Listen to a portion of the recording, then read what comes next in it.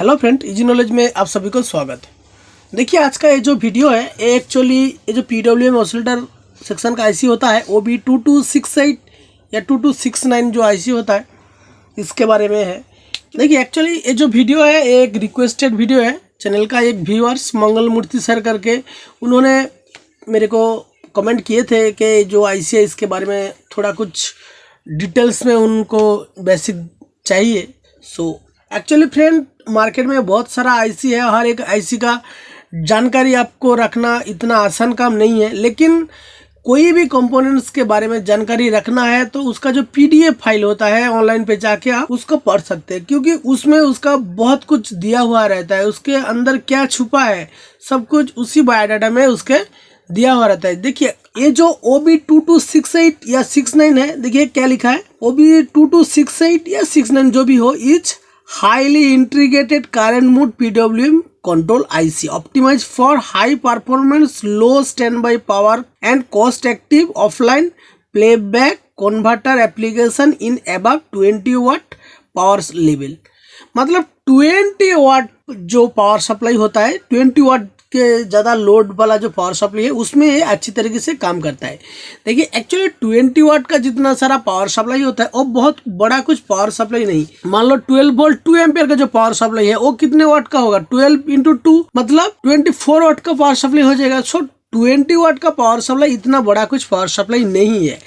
देखिए ये ज़्यादातर लिखा है, देखिए किधर किधर ज़्यादा यूज होता है। ये लैपटॉप का पावर सप्लाई, PC बा TV set top box, open frame SMPS, battery charger, इसी तरह का जितना जो 20 वाट के आसपास जो पावर सप्लाई होता है इसमें AOIC को यूज करता है। एक्चुअली एक ऑसिलेटर आईसी है, इसका काम है सिर्फ PWM पल्स को मोस्फेट की गेट तक भेजना है, क्योंकि इसमें कोई मोस्फेट नहीं है। देखिए ये जो आईसी है ये 8 पिन का आईसी है। एक्चुअली इसमें मोस्फेट इनबिल्ट नहीं रहता है, सो इसीलिए इसमें से सिर्फ PWM पल्स आउट होता है, आउट होके मोस्फेट का जो गेट वाला हिस्सा है उसमें जाते हैं। देखिए ये जो आईसी होता है ये 2268 APV 2269 CP 2269 CPV ये एक ही ग्रुप का आईसी है, लेकिन इसमें थोड़ा सा फर्क है। जिसमें ये जो दोनों आईसी है इसमें देखिए क्या लिखा है, नो फ्रीक्वेंसी सफलिंग। और ये जो 2269 CP वाला आईसी है इसमें देखिए विथ फ्रीक्वेंसी सफलिंग। मतलब ये जो आईसी है इसमें सफलिंग का जो प्रोसेस है इसमें एक्टिव है, इसमें नहीं। देखिए सफलिंग का मतलब है, मान लो आपका ये जो आईसी है ये 50 हर्ट्ज पे काम कर रहा है, लेकिन उसी टाइम आउटपुट वोल्टेज जो है उसमें लोड बढ़ गया, ओवरलोड हो गया, या इसका जो VCC सप्लाई है उसमें कुछ वोल्टेज हाई हो गया, तभी क्या होता है इसका जो फ्रीक्वेंसी रिड्यूस होके ये आईसी फिर से रीस्टार्ट मोड पे चले जाती है। जो ये जो 2268 आईसी ये नहीं जाती है, ये 2269 मतलब इस पे विथ फ्रीक्वेंसी सफलिंग है, इस पे नो फ्रीक्वेंसी सफलिंग है। जिधर 2268 है आप उधर 2268 AP भी लगा सकते हो, लेकिन 2269 लगाने में काम उतना अच्छा नहीं होगा।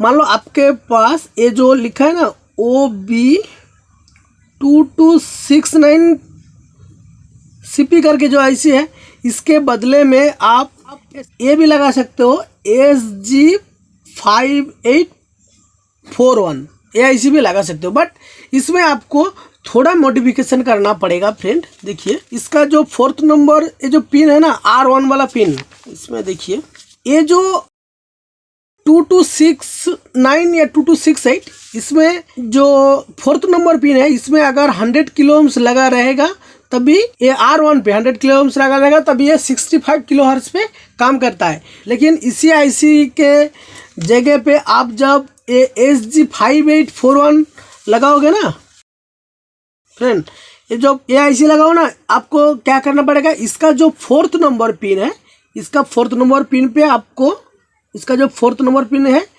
इसमें क्या करना होगा, एक 26 किलो ओम्स रेजिस्टेंस को जोड़ना पड़ेगा। लेकिन ये जो 2269 आईसी इसके 4th नंबर पिन पे आप देखोगे 100 के रेजिस्टेंस रहेगा, इसको निकाल के आपको यही 26 किलो ओम्स का रेजिस्टेंस डालना पड़ेगा, तभी आप 2269 के जगह पे 5841 आईसी यूज कर सकते हो। और देखिए आईसी के बारे में और थोड़ा कुछ आप लोग देख लीजिए। एक सिंपल सर्किट है, मैं कोशिश करूंगी इसके बाद वाला कोई एक वीडियो में इस सर्किट को प्रैक्टिकली बना के आप लोगों के साथ डिस्कस करने का। देखिए इसका जो फर्स्ट वाला पिन है एक ग्राउंड आईसी का, देखिए 1 2 3 4 5 6 7 8। देखिए आईसी का तो 8 नंबर पिन में एक तो ग्राउंड कॉमन रहना चाहिए। देखिए वो वाला कॉमन पिन इधर है, वो कौन सा पिन, देखिए नंबर 1 वाला पिन है ग्राउंड। इसका फ्रेंड ग्राउंड, फर्स्ट वाला पिन ग्राउंड। आईसी का एक पिन तो ग्राउंड होना चाहिए, इसका एक पिन ग्राउंड। और एक पिन में क्या स्टार्टअप वीसीसी जो होता है, स्टार्टिंग होने के लिए जो वीसीसी होता है वो देखिए यही 330 वोल्ट सप्लाई कैपेसिटर के बाद एक रेजिस्टेंस होके आ रहा है। भिन्न वोल्टेज जिसको सॉफ्ट स्टार्ट वीसीसी जिसको बोलते हैं, भिन्न वोल्टेज कितने में आ रहा है, ये 3 नंबर पिन है, ये 3rd नंबर पिन है। उसके बाद क्या होगा, इसका जो ऑक्सिलरी सप्लाई से परमानेंट वीसीसी आना चाहिए इसको एक्टिव रहने के लिए, वो कौन सा पिन है, इसका देखिए VDD करके लिखा है, VDD देखिए 7 नंबर पिन। एक कौन सा पिन है, 7 नंबर पिन। और इससे से एक PWM ऑसिलेटर पल्स आउट होना चाहिए मॉसफेट का गेट तक। देखिए ए इधर से आउट हो रहा है, इसका कौन सा पिन, देखिए गेट 8 नंबर पिन, नंबर 8 वाला पिन। सो हम लोगों को चारों पिन आसानी से मिल गया, कौन सा 3 7 8 एंड ए फर्स्ट, और 4 पिन रह गया बाकी एक आईसी का। देखिए और इसका एक फीडबैक भी रहना चाहिए। देखिए ये फीडबैक पिन है, इसका फीडबैक पिन देखिए कौन सा लिखा है, 2 नंबर पिन फीडबैक। और एक क्या पिन है, करंट सेंस वाला पिन है, ये current sense 6 number pin. Current sense pin का काम क्या है, ये जो एसएमपीएस का स्विचिंग कंपोनेंट मोसफेट है, इसके सोर्स के साथ ग्राउंड में लगा हुआ रहता है रेजिस्टेंस, लो वैल्यू का रेजिस्टेंस। बट इसका काम क्या है, ये आईसी मेजर करता है ये जो स्विचिंग कर रहा है चौपार को, ये कितना एम्पियर का लोड ले रहा है। मतलब आउटपुट में ज़्यादा लोड पड़ेगा या ज़्यादा ओवरलोड हो जाएगा तभी क्या ये स्विचिंग ज़्यादा करेगा, तभी ये रेजिस्टेंस से एम्पियर ज़्यादा लोड लेगा ये जो स्विचिंग कंपोनेंट है, तभी इसको पता चल जाएगा कि भाई ये आउटपुट में लोड ज़्यादा ले रहा है। हर एक आईसी को तो एक लिमिट रहता है, सब कुछ के बारे में इसका जो पता है कि कितना लोड ये ले सकता है, उससे ज़्यादा अगर ये लेगा तो ये क्या करेगा, ये PWM पल्स आउट करना बंद कर। इसीलिए सर्किट क्या सेफ्टी कंडीशन पे जाती है। आप लोग भी एक चीज़ गौर किए हैं कि किसी भी एसएमपीएस का आउटपुट में उसके अक्रॉस जितना लोड देना है उससे ज़्यादा लोड आप जब कनेक्ट करोगे तभी क्या होता है, एसएमपीएस पे फर्स्ट टाइम पावर ऑन होके एसएमपीएस चुप हो जाती है, टोटली साइलेंट, प्रोटेक्शन पे चली जाती है। क्योंकि ये जो करंट सेंस पिन है ये बता देती है कि आउटपुट में शॉर्ट है, ये स्विचिंग कंपोनेंट ज़्यादा लोड ले रहा है, आप PWM पल्स भेजना बंद कर दो। तभी ये क्या करता है, सेफ्टी मोड पे चली जाती है, तभी एसएमपीएस का कोई हानि नहीं पहुंचाती है। उसके बाद क्या होता है, कुछ टाइम के बाद फिर से पावर देने पर आउटपुट का लोड हटा के तभी क्या एसएमपीएस पूरी तरह से वोल्टेज तैयार करना स्टार्ट कर देता है। फ्रेंड करंट सेंस पिन का बहुत सा काम है, आईसी को बहुत सी सेफ्टी देता है। और देखिए इसमें एक R1 है रेजिस्टेंस ग्राउंड के साथ, और इसका जो RT है इसमें NTC लगा हुआ है। देखिए NTC का काम क्या है, ये जो रेजिस्टेंस है इसका जब टेम्परेचर बढ़ेगा तभी इसका जो इंटरनल रेजिस्टेंस वैल्यू लो होगा। क्योंकि देखिए मैंने पहले से एक वीडियो में नॉन लीनियर का जितना सारा कंपोनेंट्स होता है उसके बारे में मैंने वीडियो में बताया था। सो जो लोगों ने नहीं देखा है नॉन लीनियर का रेजिस्टेंस के बारे में जाके देख सकते हो, तभी जाके नॉन लीनियर का जितना सारा रेजिस्टेंस है आपको नॉलेज में आ जाएगा।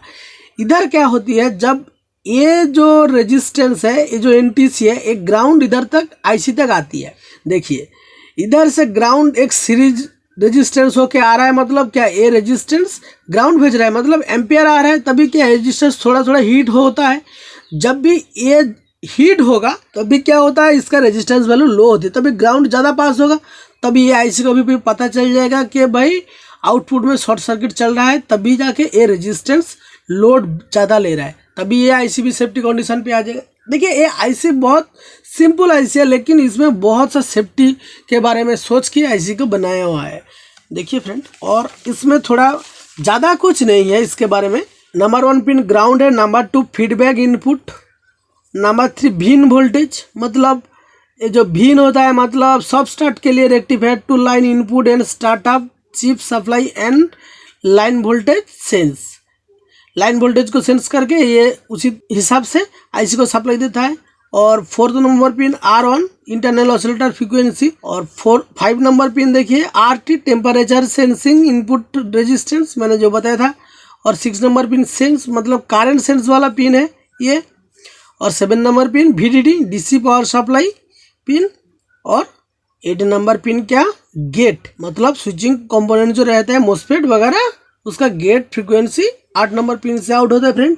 एक्चुअली देखिए कोई भी सेट में काम करने से पहले आपको उस सेट में जो कंपोनेंट्स है उसके बारे में अच्छा जानकारी रहना चाहिए, तभी जाके अगर आपके पास सर्किट डायग्राम हो या नहीं हो तभी जाके आप उसी सर्किट पे काम कर सकते हो, क्योंकि आपको कंपोनेंट्स के बारे में जानकारी है।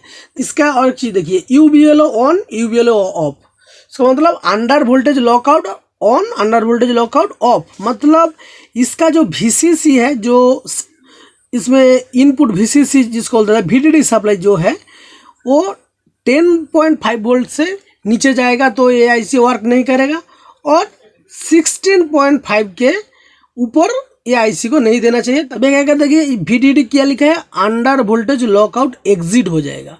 सो फ्रेंड एक्चुअली कोई भी सर्किट के बारे में हम लोग थोड़ा कुछ और जानकारी ले लेते हैं। इसका जो सर्किट है इसमें देखिए क्या हुआ, एक EMI फिल्टर होके ये AC क्या हो रहा है, ये डायोड तक आ रहा है, दोनों एनोड कैथोड की जंक्शन में इन होके एक फिल्टर से DC प्रॉपर बन के आउट होके देखिए इंडक्टर का एक हिस्से पे आ गया। और इसी से एक रेजिस्टेंस देखिए, इसका जो 3rd नंबर पिन पे देखिए स्टार्टअप VCC जिसको बोलता है भिन्न वोल्ट, इसमें दे दिया है। बहुत सारा आईसी ऐसा होता है क्या, जिधर ए सप्लाई इनपुट होता है उसी पे ऑक्सिलरी सप्लाई से जो सप्लाई आता है वो इन होता है। लेकिन देखिए हर एक आईसी का जो सिमेस्टिक है वो अलग अलग होता है।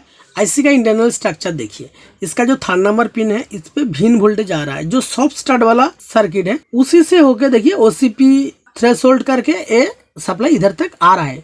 बट ये जो 7 नंबर पिन पे VDD आ रहा है, ये जो मूल सप्लाई होता है आईसी को अच्छी तरह से काम करने के लिए, बहुत लॉन्ग टाइम काम कराने के लिए जो सप्लाई का जरूरत है उसको VDD है, जिसमें देखिए UVLO अंडर वोल्टेज लॉकआउट इधर लिखा है, बट इधर इसमें लिखा नहीं है। देखिए क्योंकि आईसी का भी पता है फर्स्ट टाइम रन होने के लिए ये सप्लाई का जरूरत है, इसका इतना ज़्यादा ज़रूरत नहीं है। फर्स्ट टाइम स्टार्ट होने के बाद इसी वोल्टेज के ऊपर डिपेंड करके ये पूरा आईसी एक्टिव होता है। सो इसीलिए ये जो 7 नंबर पिन से सप्लाई इन होता है आईसी में, उसी पे ही लिखा हुआ है UVLO, क्योंकि यही सप्लाई मेन सप्लाई है। अगर ये जो सप्लाई है ये मेन होता तो इसके बारे में बहुत कुछ ख्याल रख के कंपनी वालों ने ऐसा सर्किट को डिजाइन करता, लेकिन ये आईसी का मेन सप्लाई कौन सा है, ये 7 नंबर पिन से है।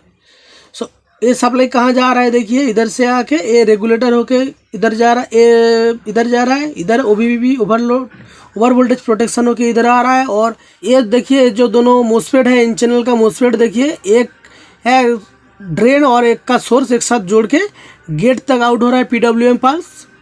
उसी एक पिन पे देखिए एक VDD इन किया है और एक पिन देखिए ग्राउंड, क्योंकि इसमें से जो PWM पल्स होता है ऐसे करके आउट होता है, इसमें ऑन और इस पे मतलब इस पे पॉजिटिव सप्लाई रहता है, इस पे negative positive negative positive negative ऐसे करके आउट होता है PWM पल्स के साथ 0 1 0 1 करके। सो उसके लिए दोनों मोस्फेट को यूज किए हैं, और एक मोस्फेट को पॉजिटिव सप्लाई को ऑन करने के लिए और एक मोस्फेट को नेगेटिव सप्लाई को ऑन करने के लिए भेजा है।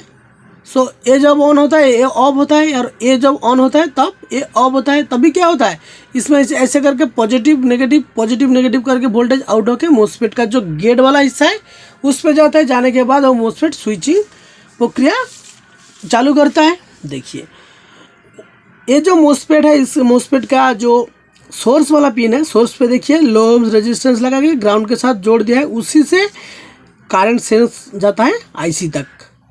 और ये जो देखिए ये जो सर्किट आप लोगों को पता है, ये मोस्फेट को सेफ्टी रखने के लिए सर्किट को बनाया हुआ है। और ये ऑक्सिलरी सप्लाई, ये कॉइल का ऑक्सिलरी सप्लाई होकर VCC बनता है, और डायोड कैपेसिटर होकर ये VDD सप्लाई आईसी तक चले जाता है। और ये तो आउटपुट में देखिए एक डायोड देखिए कैपेसिटर देखिए आउटपुट वोल्टेज आउट कर दिया है। और इधर फीडबैक के लिए TL43 इधर TL431 और ऑप्टो कपलर लगा के फीडबैक भेज दिया है। ये बहुत सिंपल सर्किट है, आप लोग चाहे तो ये सर्किट को बना सकते हैं। लेकिन आज का वीडियो यही तक। अगर ये वीडियो में थोड़ा कुछ आप लोगों को अच्छा लगा है तो वीडियो को लाइक शेयर कर सकते हो, और वीडियो देखने लायक लगता है तभी जाके चैनल को सब्सक्राइब कर सकते हो फ्रेंड। Thank you friend.